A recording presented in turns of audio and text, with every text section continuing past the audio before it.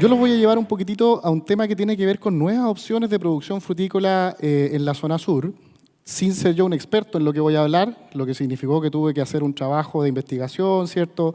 Recorrer huertos, tener reuniones con muchas personas y creo que espero estar a la altura de los relatores anteriores, pensando en entregar información que realmente a ustedes les sirva, ¿ya? Con dato duro y dato real. Esa es una hermosa imagen, pero detrás de esto hay una cantidad de jornadas de trabajo, horas, insumos, desvelos, heladas, que lo saben tan bien tanto los productores, los inversionistas, los administradores de proyectos agrícolas y los trabajadores agrícolas en campo. Mucho trabajo. Entonces, cuando ustedes ven una cereza que tiene que tener calibre, que tiene que tener dulzor, crocantez, color, o un arándano con ese hermoso bloom, ¿cierto? O un avellano europeo, como lo que hablaba Cristian recién, que logre ese llenado de pepa, es lo que cimienta en los proyectos frutícolas. La rentabilidad de un proyecto frutícola es una ecuación tan sencilla como el famoso P por Q. El precio, ¿cierto?, lo dan por lo general los poderes de compra. Poco tenemos que hacer en eso. Pero el Q corresponde a la combinación de calidad, ¿cierto?, condición y volumen de fruta producida. Dicho eso, entonces, yo les voy a hablar acerca de frambuesa para mercado congelado, ¿cierto?, y QF bajo cosecha mecanizada. Ustedes me dirán, ¿pero qué tiene de nuevo la frambuesa? Si el sur de Chile tiene más de 30 años de historia con la frambuesa. No tiene mucho. Sin embargo, el modelo de negocio es lo interesante en esto.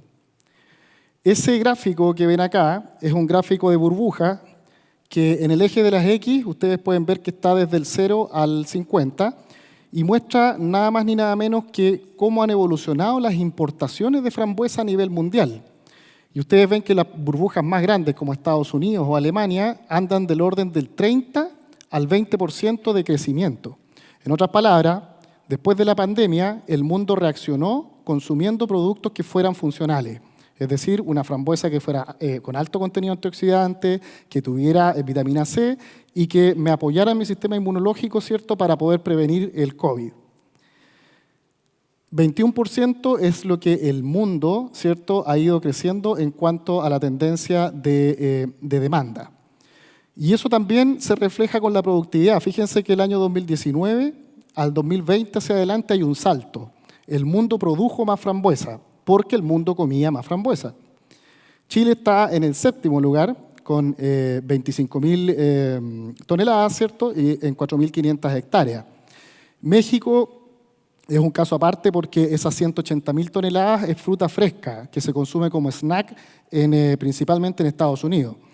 Y nosotros en Chile lo que hacemos es fruta congelada. Y aquí hay un dato interesante. Si yo divido el total de las toneladas por las hectáreas, tenemos un gran promedio país de 6 toneladas por hectárea.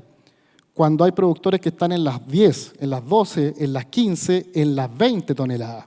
Y ahí hay un trabajo muy grande, digamos, adicional a lo que ya decía Cristian, bajar los costos, aumentemos la productividad con buena fruta. ¿Para dónde se va la frambuesa? Un 70% a Norteamérica, Estados Unidos y Canadá son nuestros principales consumidores, algo en Europa, Asia, ¿cierto?, y Latinoamérica.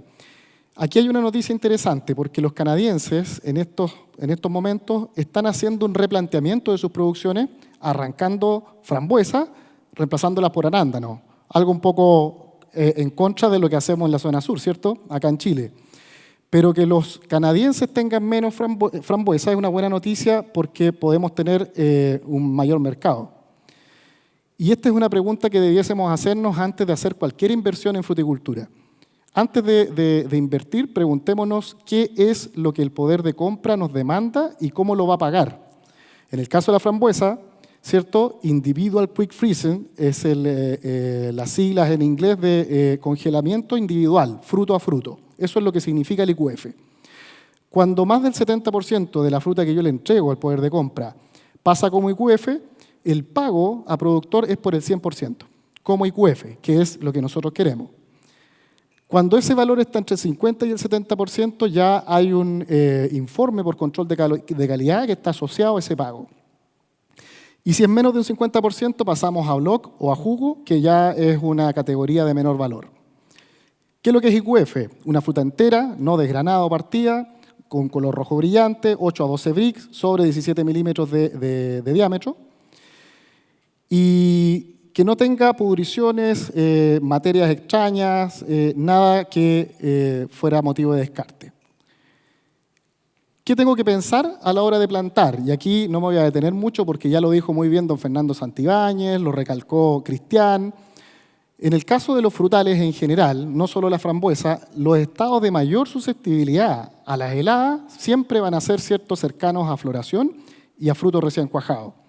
La buena noticia para el caso de la frambuesa es que acá en la zona sur las floraciones son más tardías. Estamos hablando de segunda quincena de noviembre o inicios de noviembre, ¿cierto? Y más extendidas, hablamos de 40 a 45 días. Por lo tanto, la oportunidad de tener daños por helada se reducen bastante. Y esa es una de las razones por qué los proyectos no tienen control de helada, con agua como lo hacemos con los arándanos. Pero también tenemos el otro extremo, que es el límite máximo de temperatura, sobre los 28 grados. Y ahí hay un pero importante. El Valle de Angol Renaico, para los angolinos, ¿cierto?, que lo sabemos muy bien, quien habla también es oriundo de allá, sabemos que a las 11 de la mañana en un enero nosotros ya tenemos fácil 25 grados, 28 grados, y resulta que a las 3, 4 de la tarde pasamos los 33, 34, 35 grados de temperatura. Una frambuesa es un fruto bastante más delicado que un arándano. Y de hecho, los nuevos proyectos de variedades nuevas de frambuesa tienen ese problema que no han tenido buenos resultados allá. Para acá, para nuestra zona sur, es interesante mencionar el tema del drenaje, suelos anegados, suelos saturados, y que no solucionemos ese problema, vamos a tener problemas con principalmente Phytophthora, que es un hongo que produce la pudrición radicular. ¿Cuáles son las variedades que están en el sur en este minuto? Meeker, que es la que domina y la más antigua. Heritage, muy poco. Las Santas, que son programas de mejoramiento nacionales, chilenas, ¿cierto? Wakefield, Cascade Harvest. Yo les voy a mencionar estas dos variedades y quise poner una mención solamente a H. que es una variedad que está en Estados Unidos, que podría ser promisoria para nuestra zona sur, pensando en producción para congelado y que está liberada. Hablemos de Wakefield. Esta es una variedad que fue creada, ¿cierto?, en Nueva Zelanda, que está en manos de productores estadounidenses, ¿cierto?, que está licenciatada, ¿cierto?, que es el derecho ostentor de quien la creó, con una licencia de $2.000 por acre, equivalente a $4.800 por hectárea por cosecha. Cada vez que yo cosecho, debo pagar al ostentor eso. Un costo por planta cercano a los $0,96, ¿cierto? 830 pesos, con royalty incluido. En el caso de la planta se paga una sola vez. Pero ¿cuál es la gracia de esta genética? Primero, que fue creada y concebida para cosecha mecanizada. Por lo tanto, el fruto se desprende más fácil del pedicelo. Tiene mayor firmeza. Los potenciales de lograr fruta, ¿cierto?, con porcentajes sobre el 80-85% de IQF son más altos y cierta tolerancia también a hongos.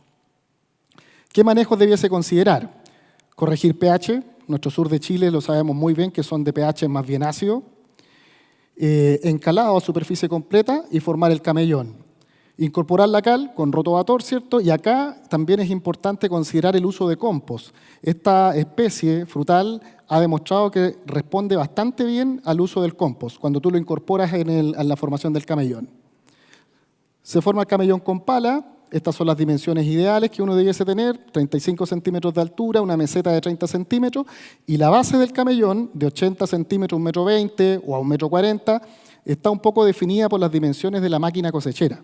Porque ahí les voy a mostrar un video cuando la máquina pasa por sobre el camellón. Un suelo bien drenado, ¿cierto?, porque Phytophthora es el hongo que nos va a ocasionar problemas, y un riego tecnificado por goteo, con goteros de 30 a 50 centímetros y caudal de 1,6 litros hora. Este es un tema interesante, la fecha de plantación. En Estados Unidos, por lo general, la fecha de plantación es en otoño. Nosotros, si quisiéramos plantar en otoño, tuviésemos que hacerlo hasta la quincena de marzo. Más o menos esa es como una buena fecha. ¿Qué ganaríamos con eso? Supongamos que estamos en el año 2024 y vamos a plantar nuestro proyecto. Plantación, febrero de 2024, al segundo año, a diciembre del 2025, tendríamos cañas de 1,80 m de altura amarrada. Y nuestra primera cosecha de enero del 2026 podría llegar de 7 a 10 toneladas. Esto es súper interesante porque pocos frutales son capaces de entregarte esa cantidad de fruta en tan poco tiempo. Ya ustedes escucharon a los relatores anteriores. Aquí son datos reales que se han obtenido. Y en contraste, si yo hago la misma plantación en septiembre del 2024, en primavera o en octubre, las cañas serían más bajas porque mi periodo, ¿cierto?, de crecimiento es menor. Hablamos de cañas de 1,60 m. Se amarran, por lo tanto, mi primera cosecha es un poco más baja, 5 toneladas por hectárea. Y eso es lo que más se hace acá en Chile, pero básicamente porque la disponibilidad de las plantas de los viveros, ¿cierto?, están más dadas para esas épocas. Formato de planta, idealmente in vitro, ¿cierto? Este es un proyecto que está en San Pablo y ¿por qué lo quise poner así? Porque fíjense que una plantación de diciembre del 2022 y enero del 2023, independiente de las razones, cada proyecto tiene sus propias dificultades, pero fíjense cómo crecen las plantas. Plantada en diciembre, plantada en enero, o sea, prácticamente no hay crecimiento en enero. Es súper importante hacer plantaciones cuando corresponde, ¿cierto?, temprano. La estructura de formación, postes de pino impregnado, ¿cierto?, 3 a 4 pulgadas, 1,5 m, cada poste cada 9 metros. Tenemos malla antimaleza, alambre de acero para poder hacer las amarras con sus respectivas crucetas. Ya lo había dicho, ¿cierto?, riego tecnificado y los postes que dan el sostén a toda la estructura de 4 a 5 pulgadas. Eso es lo que tenemos que hacer más o menos para todos los proyectos.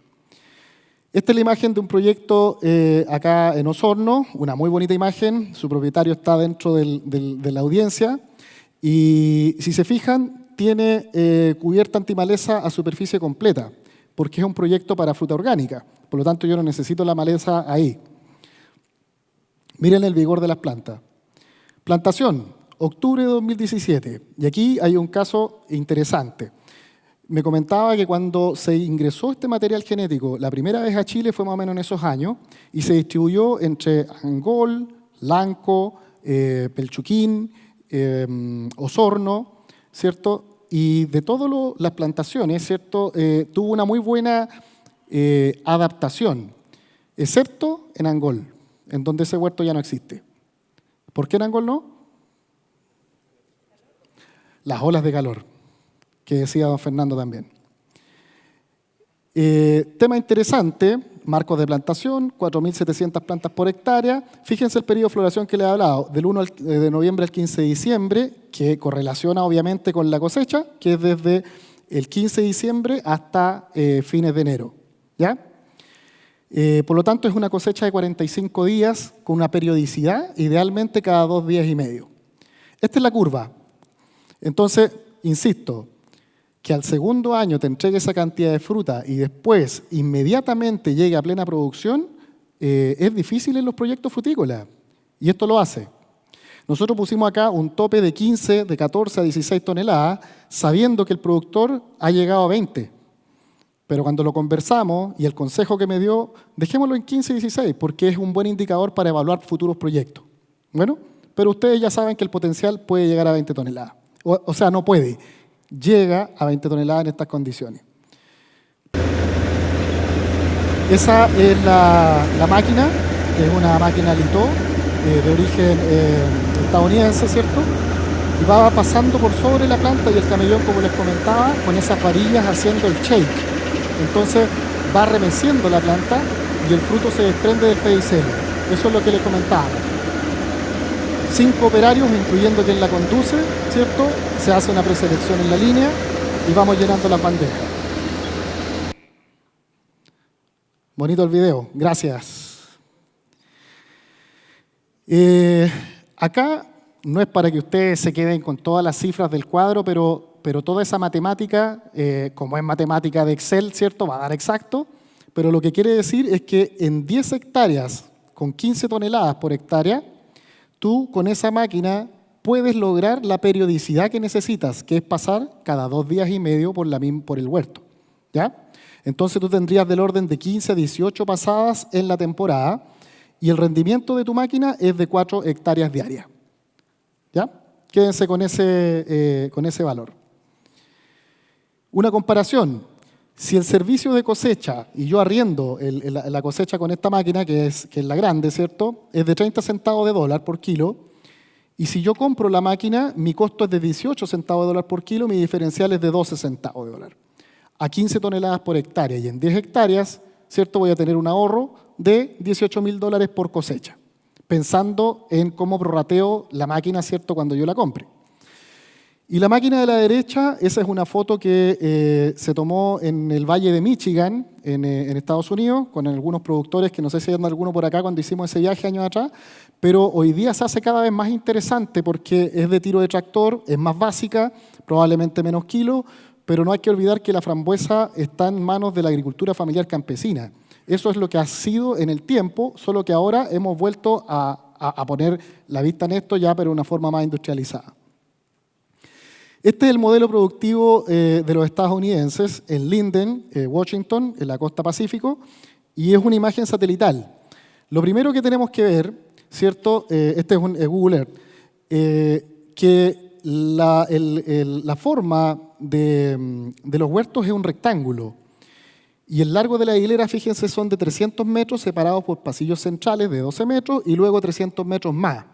Y lo que tienen en la base, ¿cierto?, está la planta congelado, que está a no más de 5 kilómetros.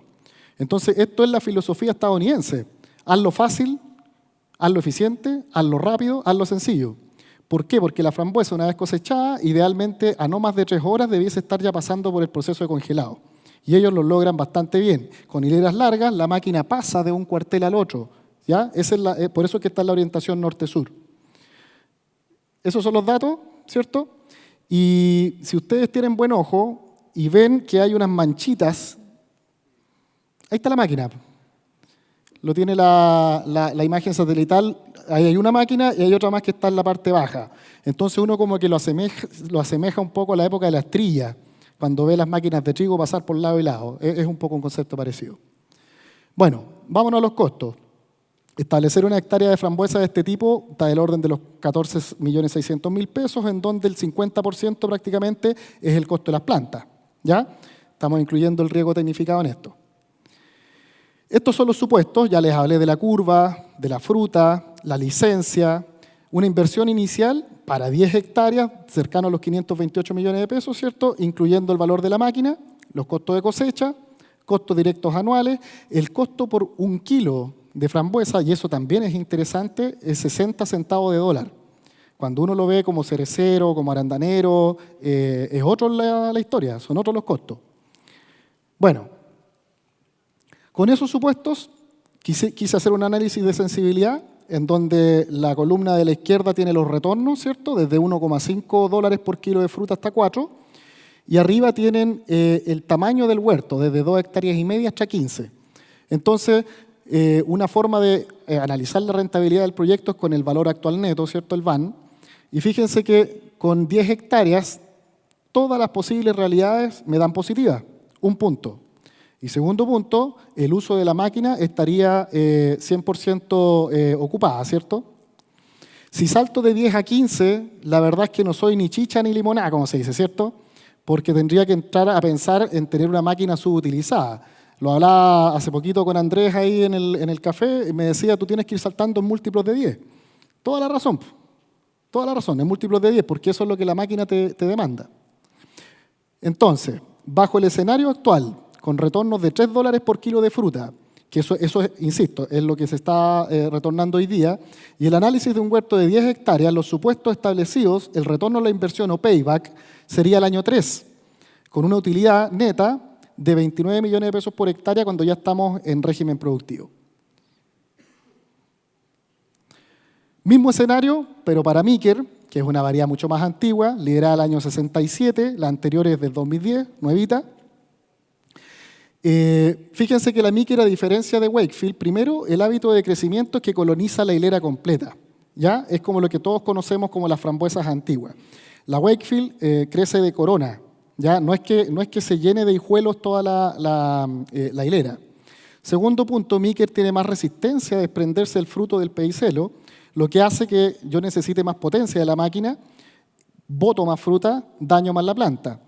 y por lo tanto los potenciales de rendimiento son más bajos.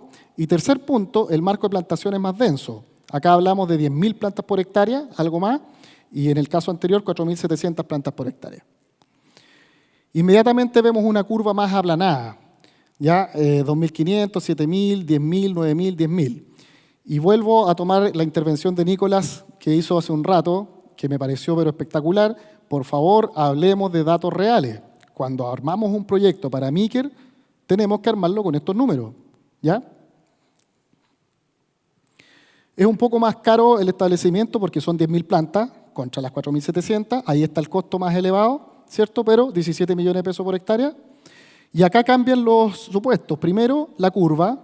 Segundo, no tiene una licencia de pago por cosecha asociado. Tercero, los costos directos, ¿cierto?, son un poco más altos porque son menos kilos. Entonces, por rateo los costos menos kilos, me sale más caro. Y el análisis de sensibilidad, aunque es parecido, tiene sus diferencias porque resulta que con 10 hectáreas, ¿cierto?, puedo llegar a un VAR negativo hablando con costos de menos de 1.300 pesos por kilo de fruta. Hoy día un kilo de frambuesa se está pagando en los 2.600, 2.700 pesos el kilo, ¿ya?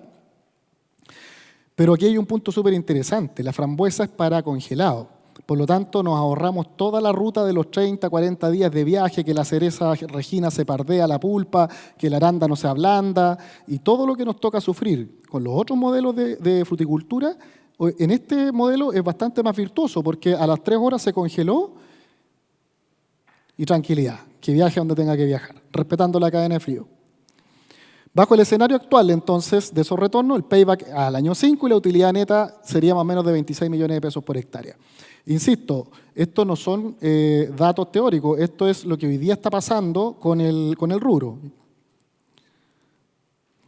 Bueno, análisis comparativo, ustedes ya lo vieron, no me voy a detener mucho más en eso. Payback al año 3 y al año 5 es maravilloso para un proyecto agrícola, a un proyecto frutícola, pero a los negocios frutícolas hay que entrar cuando se tiene que entrar.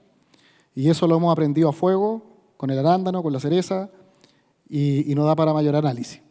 Sus fortalezas, condiciones de clima y suelo adecuadas, desde el valle, dejando excluido el Valle de Angol-Renaico para el sur, 30 años de experiencia productiva, recurso humano capacitado, mercado diversificado, no es un monomercado como lo es China, ¿cierto? Oportunidad, una demanda mundial en crecimiento, se los mostré, disponibilidad de nueva genética, factibilidad de mecanización de la cosecha, no tener buses y buses con personas que cuesta mucho muchas veces tenerla, precocidad productiva, debilidades, disponibilidad limitada de prestadores de servicio de cosecha mecánica al momento, demanda compartida por recursos humanos en temporada de cosecha, presencia de plagas de suelo, el gusano blanco, para los que estamos en campo viendo en terreno, es un año de gusano blanco, ojo con eso, los que están estableciendo frambuesa u otro frutal, considérenlo por favor. Amenaza, aumento de la producción en el mundo, posibles nuevos competidores, ojalá que en Perú no estén pensando en frambuesa. Disponibilidad y capacidad de plantas de congelado en la zona sur, también ese es un tema. Acuérdense de las 3 horas que yo les hablaba. Esta es la segunda opción, castaño marrón, como opción de producción para la zona sur, ¿cierto? Esta es una linda imagen de un bosque de castaños que está en las montañas de Grecia, como también las pueden encontrar en Italia o en Francia. Son castaños de 500, 700 años de antigüedad. Y un poco de historia, para los que nos gusta la historia, ¿cierto? Estos castaños fueron diseminados y difundidos por las legiones romanas en los tiempos del Imperio Romano. Entonces ellos iban avanzando, iban colonizando Europa, iban injertando los castaños nativos, imagínenselo, en esos tipos de bosques donde convivían con hayas y con encinos. Los injertaban, ¿y por qué? Porque la castaña tiene un valor energético muy grande. Alimentaban a las tropas y a los esclavos. ¿Y qué pasó en Chile? Ese castaño está con todos esos puntales, ¿cierto?, en la hacienda Las Canteras, en la región del Ñuble, y la placa que ven en la base es a uno de los libertadores de la patria, ¿cierto?, Bernardo Higgins, que lo plantó a principios de los años 1800. Ya en uno de sus viajes a Europa volvió, y eso es lo que nosotros vemos con todos los castaños desde La Serena hasta Coyhaique, típicos castaños plantados en orillas de las casas, ¿cierto?, 200 años. ¿Tenemos castaños europeos? Sí, hace más de 200 años, pero de semilla. Esta es la que a nosotros nos sirve, el europeo. ¿Y cuál es la diferencia? Siendo castanea sativa, hay un tipo que se llama marrón. Entonces, cuando yo tomo una castaña corriente, y todos lo sabemos muy bien si alguna vez nos hemos comido una castaña, cuando queremos pelarla es imposible, porque tiene esas cosas que son los tabicados. Y es una capa astringente que tiene taninos, que hace que al final comer la castaña es desagradable. Los franceses dicen que cuando menos del 12% de las castañas tienen eso, pasa a ser marrón. Esa es la clasificación. Y los italianos lo dicen por el calibre y por la forma. Y la facilidad del pelado. Eso es súper importante. La castaña marrón tiene una facilidad de pelado. Acá la cosa no es como uno quisiera, y hay que decirlo con todas sus letras, ¿cierto? La verdad es que si uno ve las importaciones de castaña, acá el eje de la X parte en menos 20, antes partía en 0 y termina en 30, y vemos que países como Italia no es tanto lo que crece y a nivel mundial tampoco.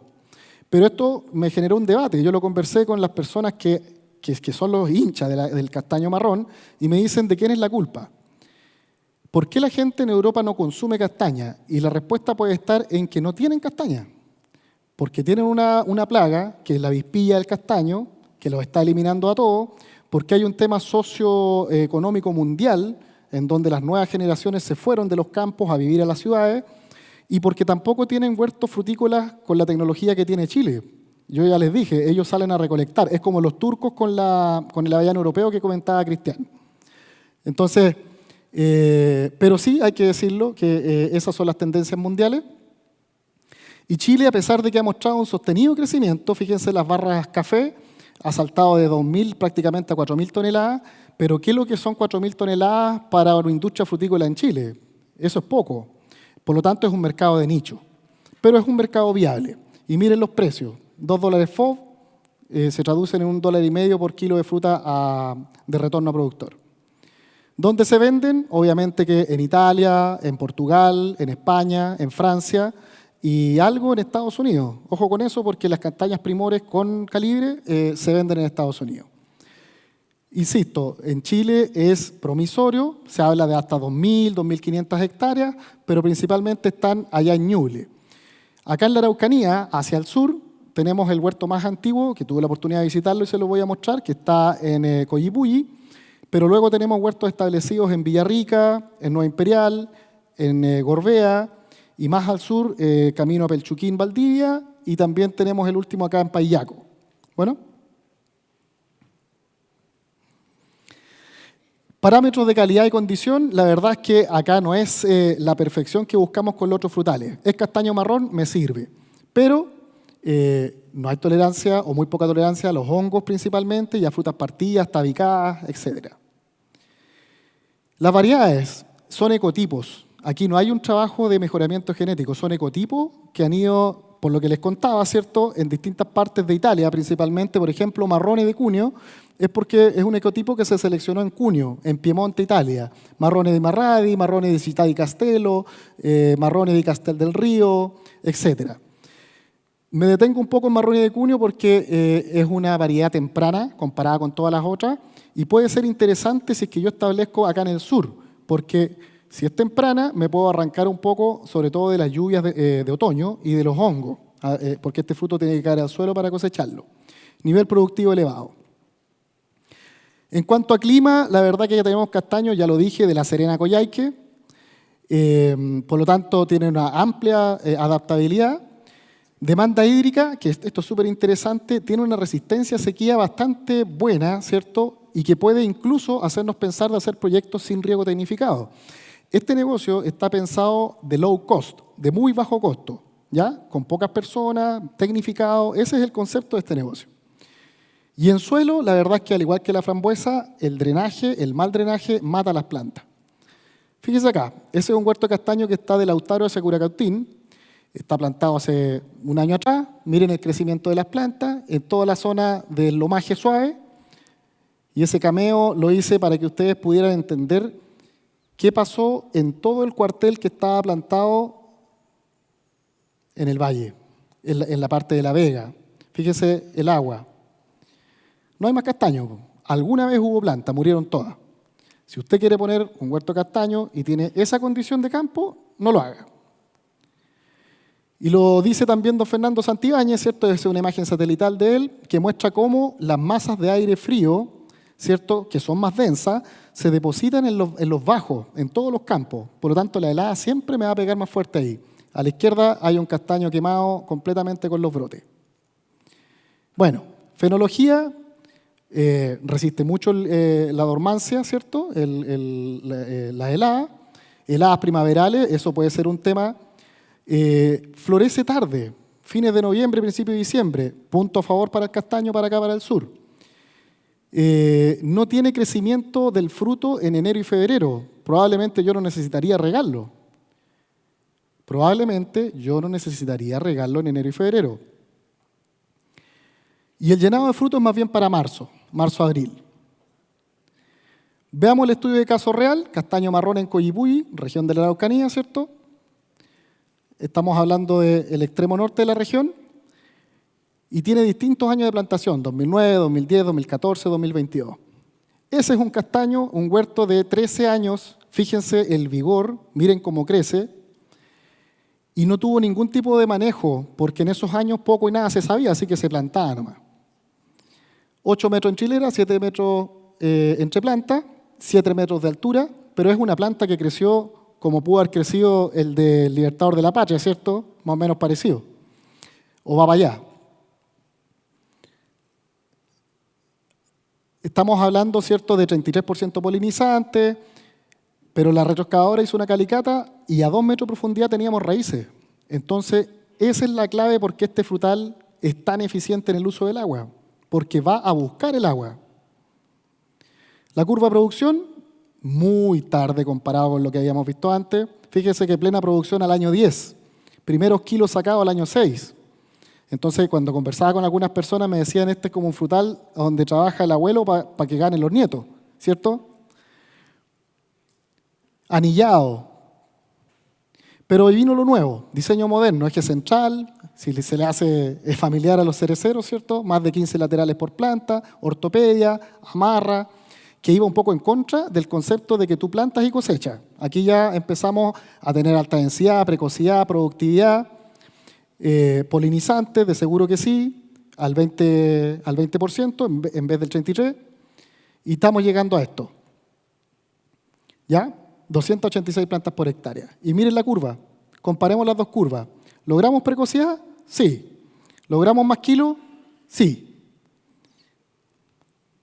Y eso es lo que uno debiese buscar. Una planta con una forma triangular, parecida a un pino, y todo con fruta a su alrededor. Cosecha, primeros años a mano, ese es un tema. Hoy día las personas no las veo mucho agachadas cosechando. Cada vez estamos yendo a un mundo en donde nos queremos automatizar o que el trabajo sea mucho más amigable, por así decirlo. Baldes de 20 litros, mallas paperas de 25 kilos. ¿Por qué? Porque necesita permeabilidad, el fruto respira, tiene un 55% de humedad. Cosecha mecanizada. Me imagino ese pobre operario. Miren la nube de polvo. Y esto puede ser una imagen de una cosecha de avellanas también, ¿eh? Pero fíjense que esto es en Ñuble. ¿Qué es lo que pasa? No hay lluvia. Marzo no hay lluvia, abril no hay lluvia y probablemente hasta parte de mayo no hay lluvia. Y así como se va cosechando. El riesgo de esto es que estar muy seco, no más de 3 días tu castaña se te deshidrata y pierde esa coloración brillante y ya deja de ser atractiva. Misma cosecha, pero después de una lluvia y teniendo una carpeta verde. Maravilloso. Esa máquina que va pasando es una máquina Facma, procedencia italiana, ¿cierto? Hay un cambio de cilindro comparado con lo que hace Cristian con los avellanos, pero tiene la gracia de que separa el involucro o el erizo, que es lo que pincha, ¿cierto?, de la fruta. Y ahí lo está haciendo. Y después viene un carro, que es el carro cosechero, donde va llenándose de avellana. Sí, correcto. De castaña. me cambié de negocio. Ya. De castaña. Entonces, estamos hablando que en un diseño de proyecto de 30 hectáreas tú tienes 3 personas, un administrador y 2 operarios. Y eso, en fruticultura, pasa a ser interesante. Finalmente terminamos con la fruta en los beans. Veamos, Costo de establecimiento, 2.600.000 pesos. 2.600.000 pesos. Yo no estoy considerando un riego tecnificado de 3,5 millones, 4 millones de pesos, porque estoy viendo otro concepto de negocio. Plantación se lleva al 56% a 4.000 pesos por planta, 286 plantas por hectárea. ¿Qué necesitaría en este proyecto? Primero, una recogedora automotriz, cercano a los 100.000 euros, CEMEC 1000. Segundo, un carro cosechero, 20.000 euros.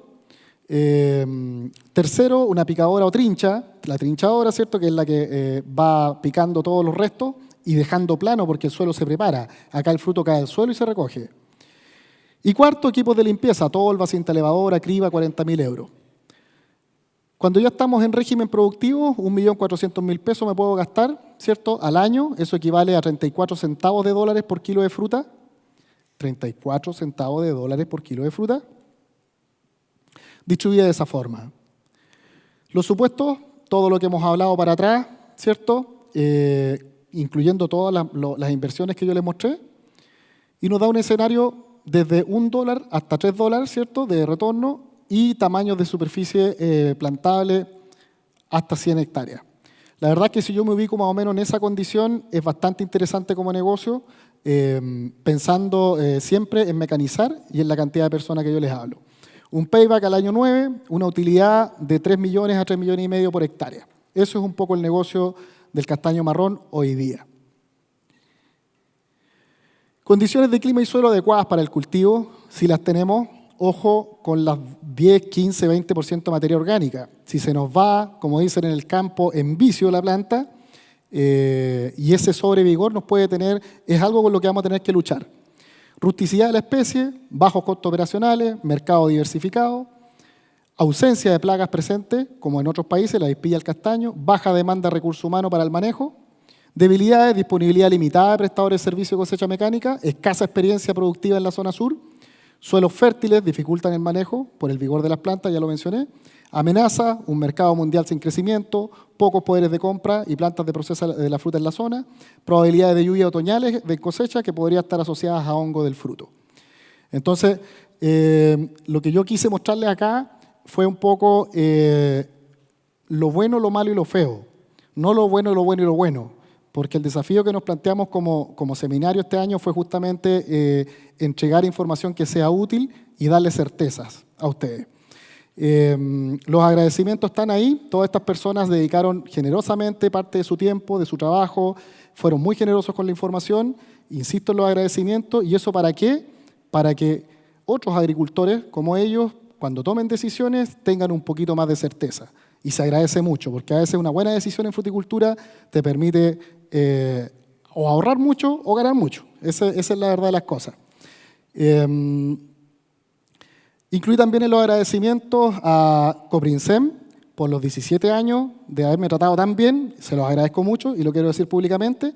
Y en especial a don Luis Silva, ¿cierto? Gerente comercial, con quien tuve la oportunidad de poder desarrollarme y trabajar y haberme permitido estar acá compartiendo con ustedes también. Y dejarlos invitados, ¿cierto?, a conocerme en qué estoy hoy día con los proyectos. Esa es la página web, desarrollada por Antonella Arnaboldi, ¿cierto?, Santa Gráfica, también se lo agradezco. Muchas gracias.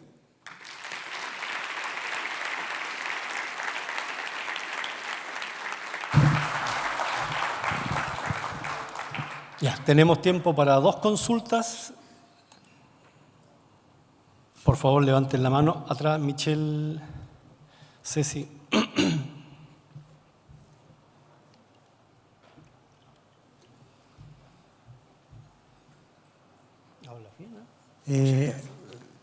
Ramiro, felicitaciones una vez más.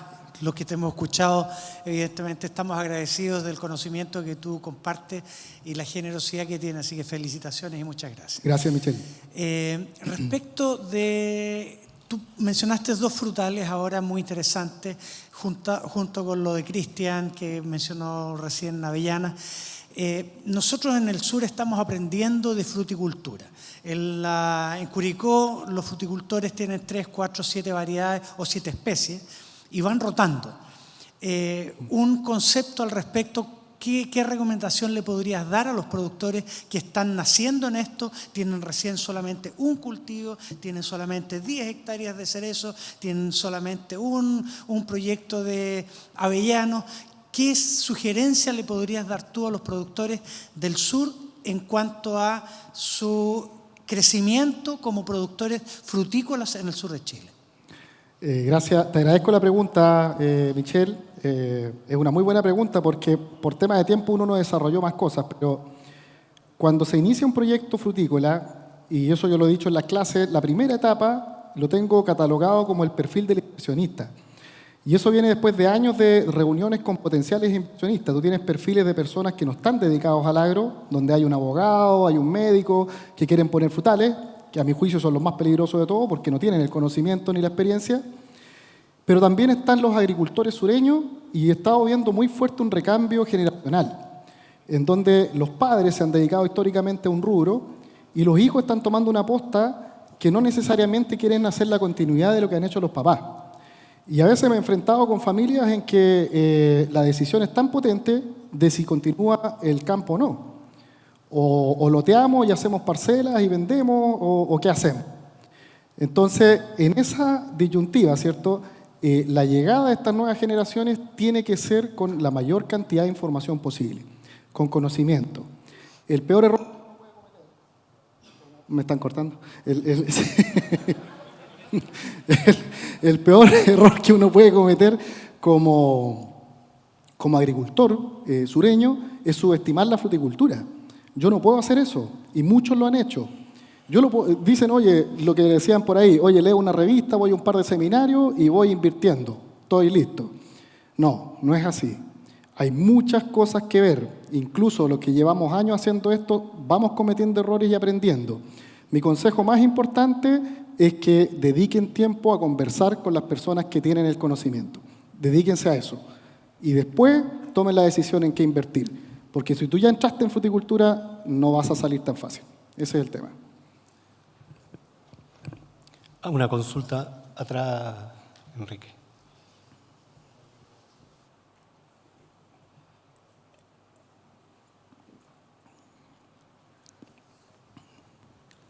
¿Aló? Ahí sí.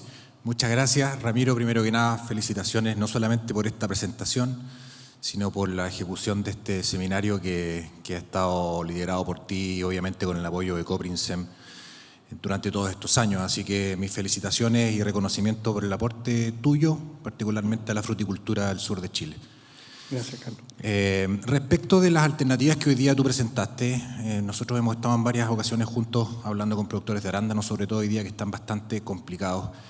¿Qué posibilidad existe, sobre todo hoy día que se ve una presión fuerte de que la superficie de arándanos de menos de 20 hectáreas hoy día como que tiende a estar un poco complicada, sobre todo por las demandas del mercado y obviamente ya no es una amenaza, sino que es una realidad lo de Perú y otros países del mundo que están tomando los mercados que antes tenía Chile?